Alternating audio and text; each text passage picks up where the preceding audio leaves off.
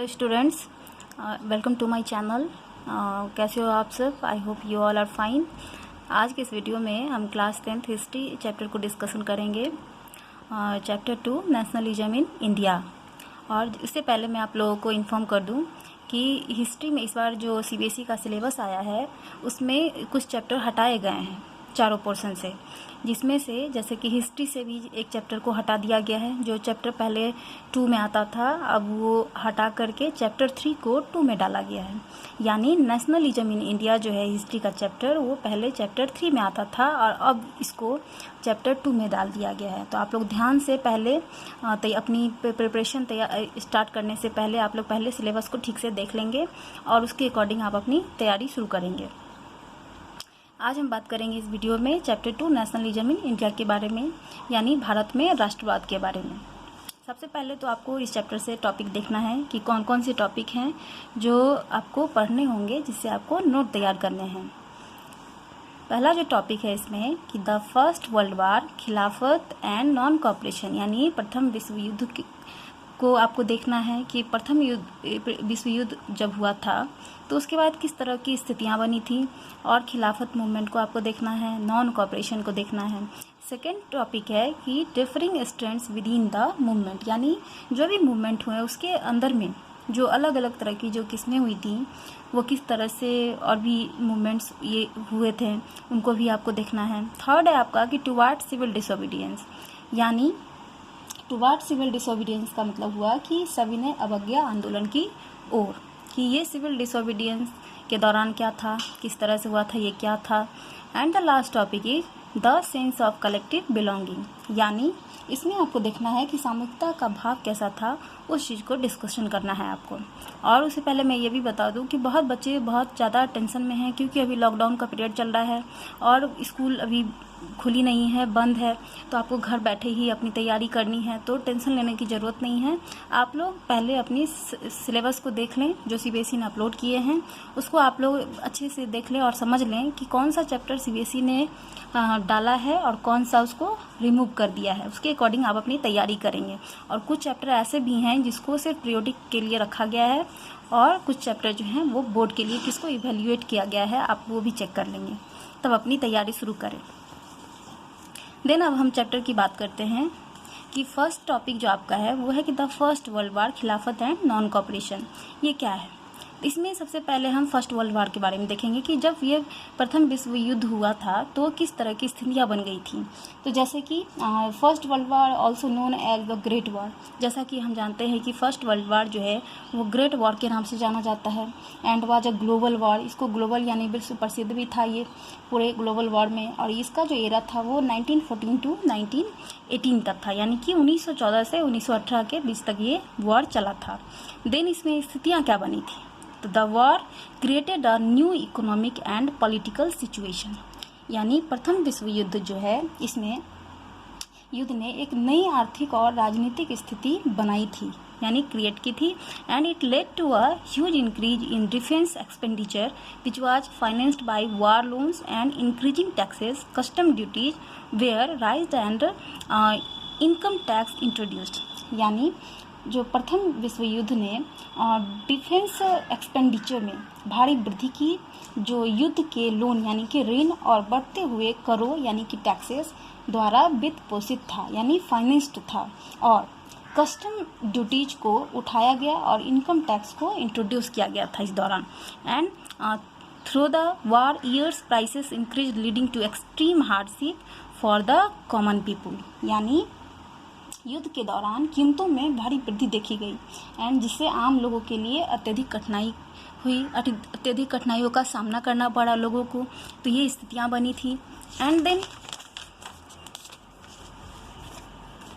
कि villages where called upon two supply soldiers and the forced recruitment in rural areas caused wide spread anger, यानी जो भी युद्ध के दौरान इसमें कि सैनिकों को सप्लाई करने के लिए गांव को बुलाया गया था, और इसकी वजह से क्या हुआ, तो रूरल एरियाज में जो फोर्सली यानी कि जोर ज़बरदस्ती जो बुलाया जाता था सोल्जर्स को, तो इसकी वजह से गुस्सा हो गया था, बहुत ज़्यादा गुस्सा फैलने लगा था।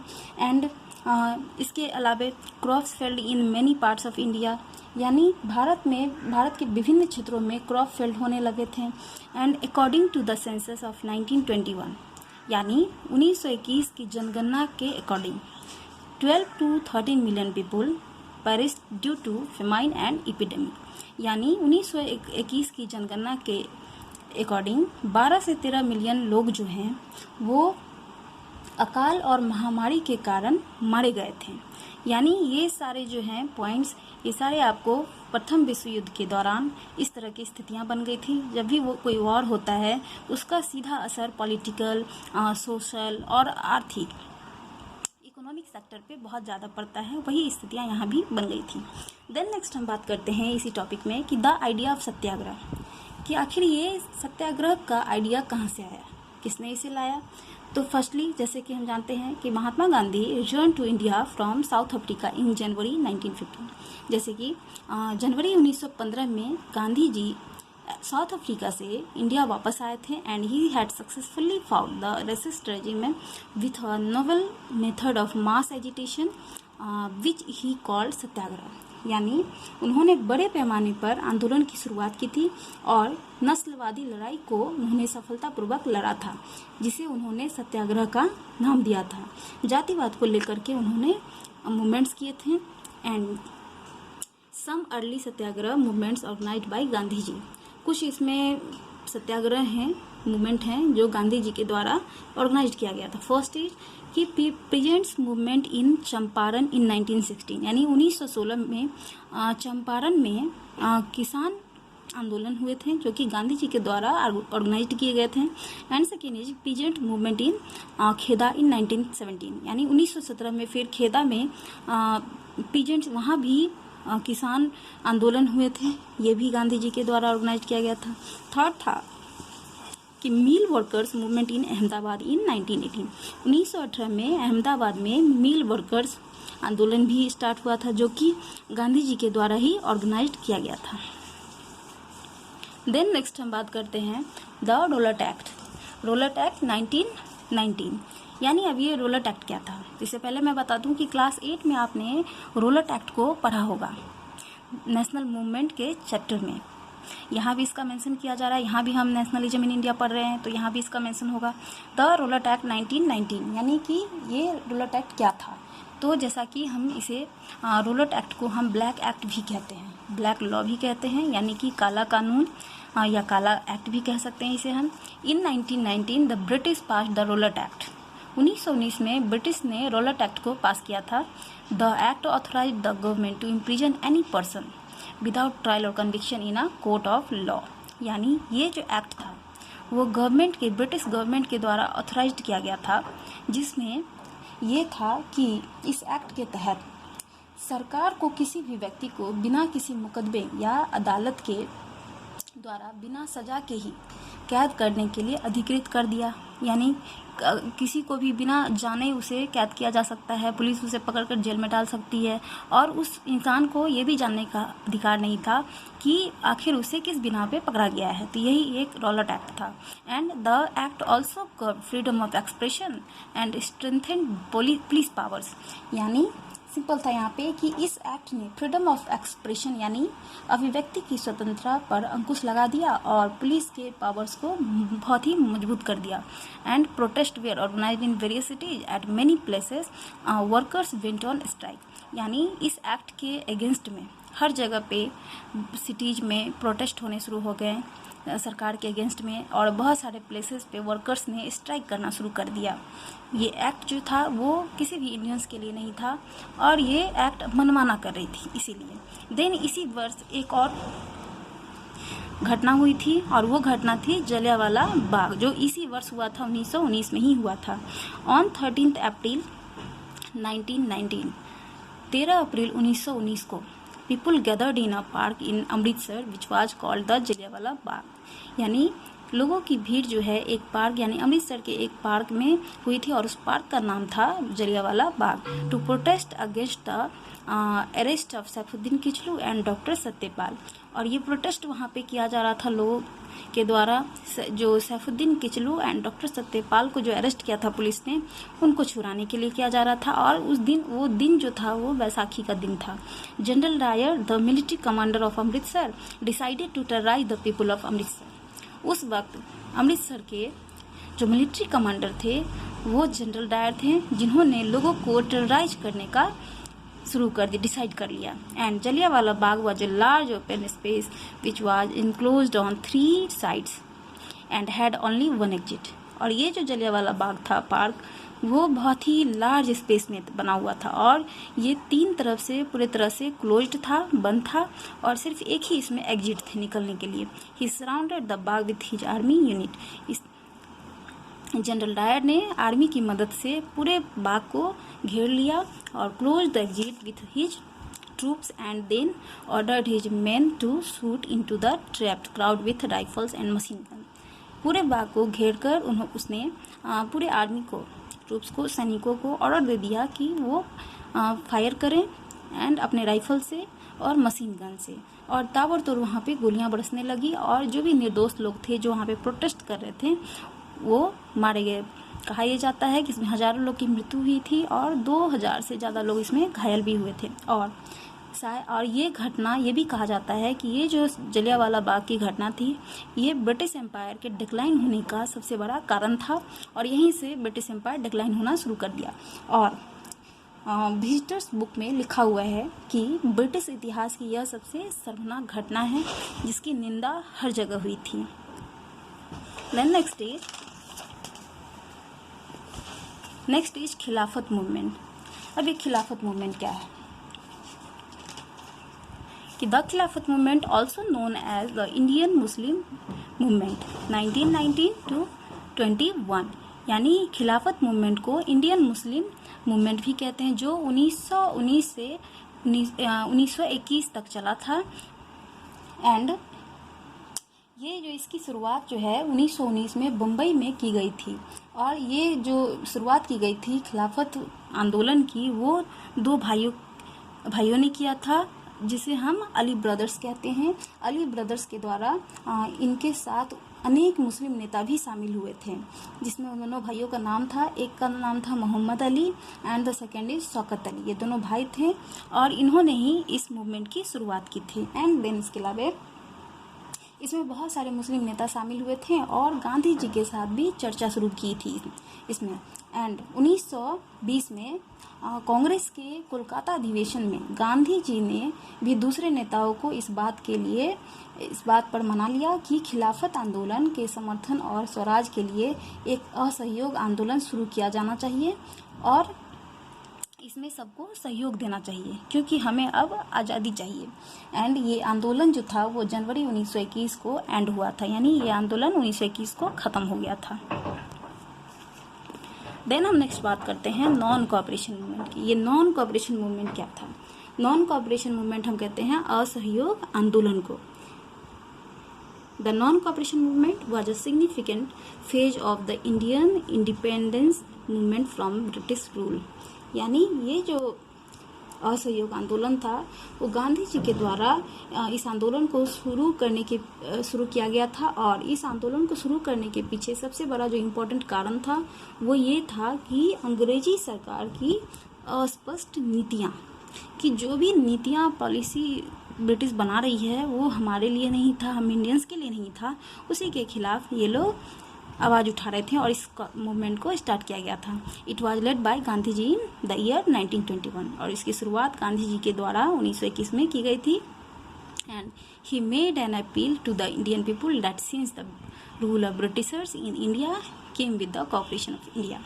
यानी ये जो इसमें गांधी जी ने सीधा अपील किया था इंडियन पीपुल से कि ब्रिटिश का जो भी है, यानी जो भी वो कर रहे हैं हमारे कंट्री में, उन सब का इंडियंस जो हैं बहिष्कार करें, बाइकआउट कर लें, तभी जाके हमें आज़ादी मिल पाएगी। मेन इसका मोटिव यही था। देन था इसके साथ साथ कि इसमें खास करके रूलेट एक्ट को लेकर के जो भारतीय भारतीयों की नज़र में एक ब्लैक एक्ट था। ये भी ध्यान रखना है कि नॉन कॉपरेशन मूवमेंट स्टार्ट करने का सबसे बड़ा कारण था रोलट एक्ट, जिसको हम ब्लैक एक्ट भी कहते हैं। एंड देन तब गांधी जी ने लोगों को सलाह दी थी कि वे हर तरह से सरकार का बहिष्कार करें और सरकार से असहयोग करें। एंड गांधी जी ने लोगों को कहा था कि वे ब्रिटिश सरकार के द्वारा दिए जाने वाले जो भी खिताब हैं उसको वापस कर दें और उन्हें लौटा भी दें। एंड देन इसमें 3 फेजेज हुए थे। This movement was launched in different phases. क्या था वो 3 फेज जिसमें इस मूवमेंट के दौरान लॉन्च किए गए थे? First phase the Indian people who were awarded by the British government in their field began surrendering their title of honour. यानी ब्रिटिश गवर्नमेंट के द्वारा जो भी इंडियन पीपल्स को अवार्ड दिया जाता था, खिताब दिया जाता था, उसे वापस करना है, उस ऑनर को उसे लौटा देना है, उसे नहीं रखना है, यानी कि ब्रिटिश सरकार का बहिष्कार करना है। सेकेंड फेज कि included the boycott of civil services, congressional assemblies, court, foreign goods and schools. यानी सेकेंड फेज में ये था कि जो भी गवर्नमेंट ब्रिटिश गवर्नमेंट का है, चाहे वो सिविल सर्विसेज है, कांग्रेशनल असेंबलीज है, कोर्ट्स है, फॉरेन गुड्स हैं एंड स्कूल्स हैं, जो भी चीज़ें हैं इन सब का बाइकआउट करना है, बहिष्कार करना है। देन द थर्ड इज कि it was believed that the administration practiced suppression, a complete civil disobedience drive would be launched by the nationalist leaders. And तीसरे फेज में दिया था कि यह माना जाता था कि अगर प्रशासन यानी एडमिनिस्ट्रेशन सप्रेशन दमन का अभ्यास करता है तो राष्ट्रवादी लीडर्स द्वारा एक पूर्ण सविनय अवज्ञा आंदोलन चलाया जाएगा। यही 3 फेज थे इस नॉन कोऑपरेशन मूवमेंट का, जो कि किया गया था। देन नेक्स्ट हम सेकेंड टॉपिक की बात करते हैं कि second topic is differing strands with in the movement. ये क्या था? तो जैसा कि मूवमेंट के भीतर डिफरिंग स्ट्रेंड्स क्या क्या हुए थे, क्या क्या किस्में थी, ये उस चीज़ को लेकर के है कि इसमें अलग से क्या क्या हुए थे। फर्स्ट था कि rebellion in the country side, यानी ग्रामीण यानी कि रूरल एरियाज में विद्रोह, ग्रामीण क्षेत्रों में विद्रोह किस तरह से था? From the cities the non cooperation movement spread to the country side after the war, the struggles of regents and tribals were developing in different parts of India. यानी शहरों से असहयोग आंदोलन देश में फैल गया था और युद्ध के बाद भारत के विभिन्न हिस्सों में किसानों और आदिवासियों के संघर्ष विकसित हो रहे थे। ये इसका पहला था। एंड द सेकेंड इज कि one movement here were against talukdars and landlords who demanded from peasant exorbitantly high rents and a variety of other cases.